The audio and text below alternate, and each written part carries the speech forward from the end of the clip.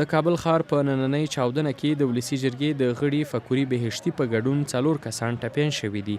چاودنه نن سهار شاوخوا 9 بجې د شپږمې امنیتي حوزې اړوند د کلای ناظر په سیمه کې وشوه.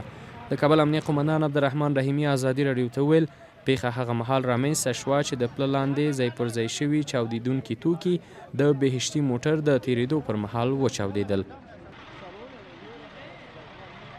نن سهار په 9 بجو باندې کلای ناظر په سیمه کې کله چې وکیل صاحب فکوري بهشتي په موټر کې د فرونر سر موټر ده دی پلچک لاندې مواد ځای په ځای شوي وو، انفجار یې کړی ده.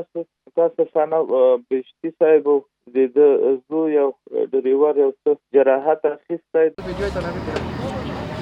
د پیښې په سیمه کې عیني شاهدانو له ازادي راډیو سره په خبرو کې وویل چې انفجار ډیر زورور و.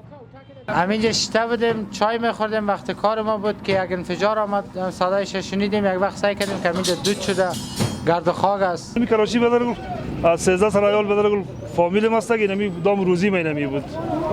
اینیا من کار مسلمانا که یا خود مسلمان میگیرن. تر اوسه چا د دې پیښې مسؤلیت نه دی منلی. دا په داسې حال کې ده چې تېره اونۍ د ولسي جرګې د بل غړي میرولي پر کور په انتحاري او وسلواله حمله کې 8 تنه ووژل شول او 9 نور ټپیان شول.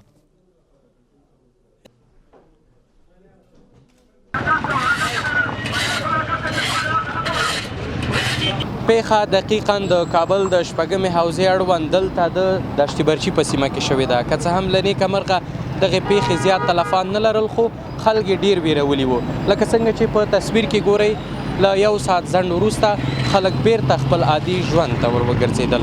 محمد حدیث پردیس، ازادي راډیو، کابل.